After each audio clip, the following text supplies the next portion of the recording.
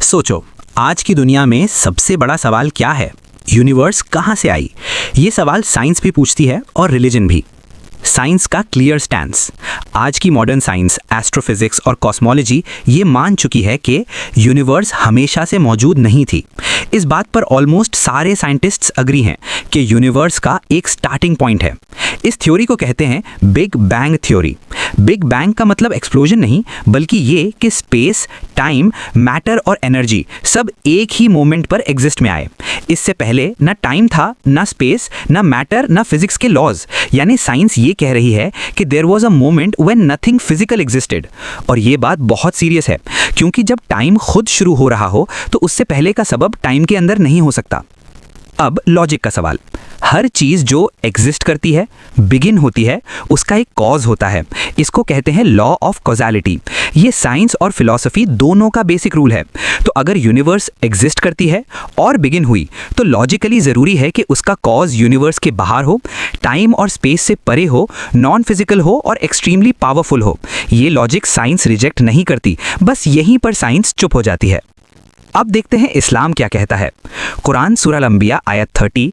क्या ये लोग नहीं देखते कि आसमान और ज़मीन एक बंद हालत में थे, फिर हमने उन्हें फाड़ कर अलग कर दिया।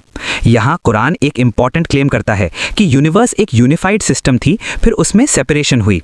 एग्जैक्टली वही बात जो बिग बैंग के कोर कॉन्सेप्ट में है।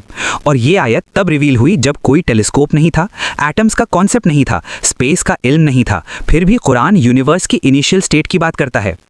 एक्सपेंशन और ज़्यादा सॉलिड प्रूफ। आज साइंस कहती है कि यूनिवर्स अभी भी एक्सपैंड हो रही है। इस डिस्कवरी को एडविन हबल ने 1929 में प्रूव किया। अब कुरान देखो, सूरह दारियात आयत 47। और हम आसमान को कुदरत से बना रहे हैं और हम उसे लगातार फैला रहे हैं। यहाँ लफ्ज़ यूज़ होता है लमूसिऊन, जो कंटिन्यूस एक्सपेंशन को शो करता है। ये सिर्फ पोएटिक लाइन नहीं, ये एक साइंटिफिक स्टेटमेंट है। इतना मैच सिर्फ कोइंसिडेंस? अब एक सिंपल सवाल। 1400 ईयर्स पहले एक डेजर्ट में एक अनलेटर्ड नबी सल्लल्लाहु अलैहि वसल्लम यूनिवर्स के बिगिनिंग का concept, unified cosmic state, continuous expansion, ये सब सिर्फ अंदाज़ा हो सकता है, या फिर ये वही नॉलेज है जो यूनिवर्स बनाने वाले ने दी? इस्लाम कोई ब्लाइंड जंप ऑफ फेथ नहीं करवाता। इस्लाम कहता है कि देखो, सोचो, ऑब्जर्व करो और फिर अल्लाह को पहचानो।